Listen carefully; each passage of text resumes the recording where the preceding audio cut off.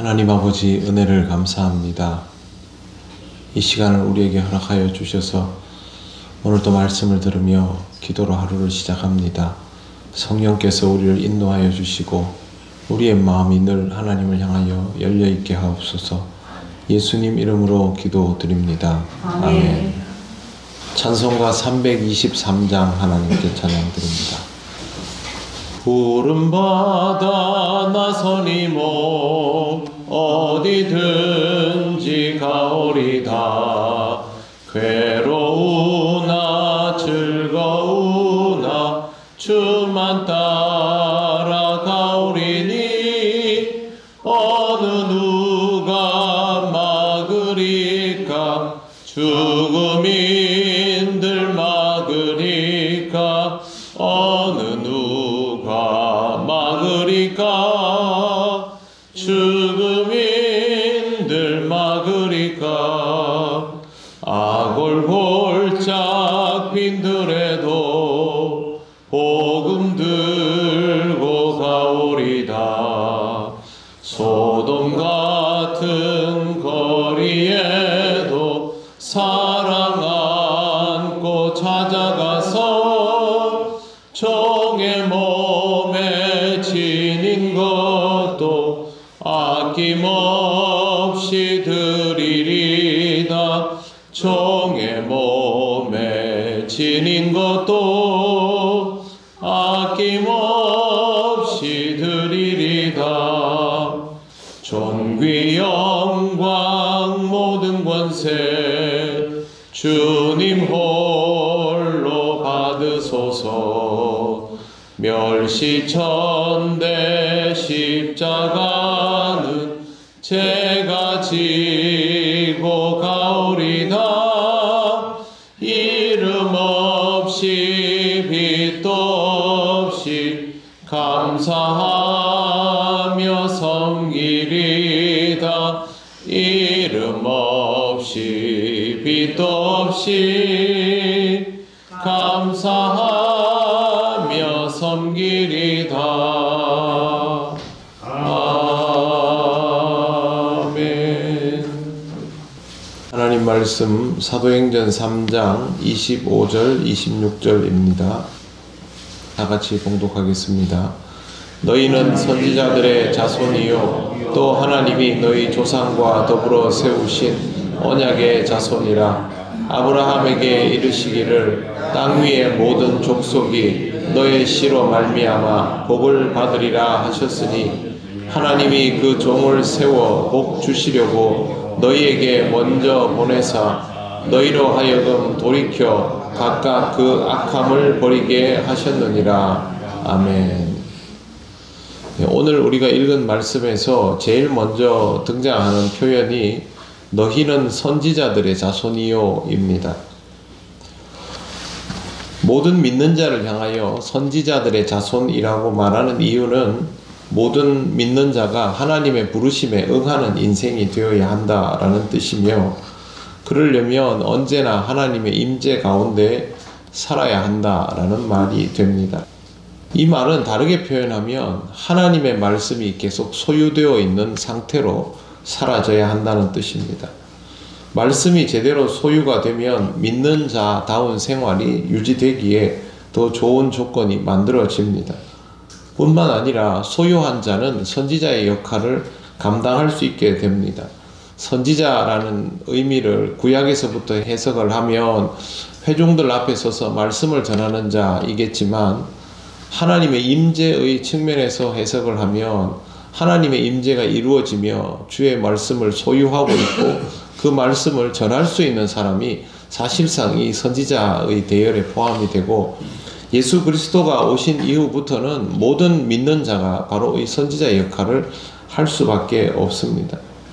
말씀 앞에서 살아가는 인생이 되라라는 것이 단순히 설교를 열심히 들어라라는 의미는 아닙니다. 말씀을 들을 뿐만 아니라 제대로 소유하고 전할 수 있는 사람이 되라는 것이죠. 전도할 수 있다라는 것은 우리에게 있어서 책임이자 권리입니다. 우리는 이 부분을 굉장히 힘들어하는 경우가 많습니다. 보통 우리나라 사람들이 이 전도를 힘들어하는 제일 큰 이유는 전도 그러면 전도지 들고 밖에 나가서 교회 오십시오, 예수 믿으십시오, 이걸 전도라고 생각하기 때문입니다.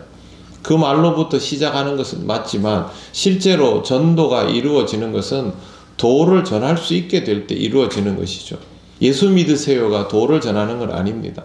예수 믿으세요라고 했을 때 상대방이 예수가 누구입니까? 하나님은 살아계십니다. 하나님이 살아계심을 어떻게 알 수 있습니까? 교회에 나오십시오. 교회는 어떤 곳입니까? 이런 질문이 상대방에게서 나오기 시작하면 그걸 얘기해 줘야 하지 않습니까? 전도는 그때부터 시작이 됩니다. 실제로는. 그런데 우리는 이런 과정들은 준비도 잘 되어 있지 않고 이런 과정까지 가지도 않으면서 그냥 예수 믿으십시오, 이것만 하는 것이죠.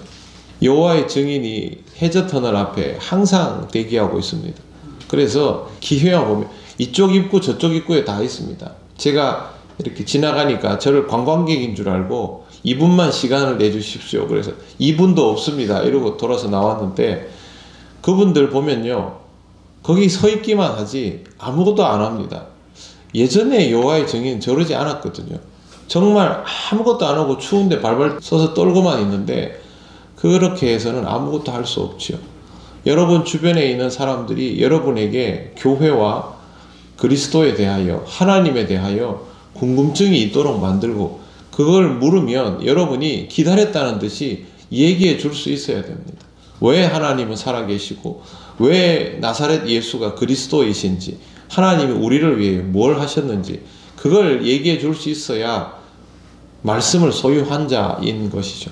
전도는 그겁니다. 하나님은 우리에게 베드로를 통해서 우리는 이걸 해야 하는 사람들이다 라고 알려주신 겁니다.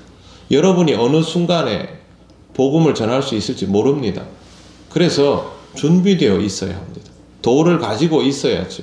그래야 누군가를 만났을 때 항상 그 기회를 품고 있다가 그런 기회가 됐을 때 하나님이 주신 때라고 생각하고 예수가 그리스도이심에 대하여 선포하고 전하고 설명해 줄 수 있어야 하는 것입니다. 교회를 데리고 와서도 아무것도 알려줄 수 없다면 전도는 이루어지지 않습니다. 여기 데려다 놓고 한 주, 두 주 계속 오기만 해라. 하나님이 역사하셔서 그의 심령 골수를 찔러 쪼개면 무슨 일이 일어나겠지만 그건 하나님이 정한 때에 이루어지는 것이고, 그때까지 우리가 손 놓고 기다리면 그 사람은 이유 없이 교회를 왔다 갔다 하는 사람이 되어버리는 것이죠. 그래서 항상 우리는 복음을 품고 그 복음을 전할 수 있는 자가 되어야 합니다. 두 번째 보아야 할 단어는요, 언약의 자손입니다. 오늘 성경 말씀에 보시면 또 하나님이 너희 조상과 더불어 세우신 언약의 자손이라 이러면서 아브라함에게 이르시기를 땅 위의 모든 족속이 너의 씨로 말미암아 복을 받으리라 하셨으니 라고 됐습니다. 언약의 자손이 있으면 언약의 후손은 복을 받습니다. 제가 이 말씀을 보고 갑자기 궁금해져 가지고 저희 정조부 생각이 나서 100년 전 기록을 찾아봤습니다. 찾아봤더니 지금으로부터 딱 100년 전에 저희 정조부가 영덕 읍교회의 담임 목사로 부임을 한 걸 발견을 했습니다.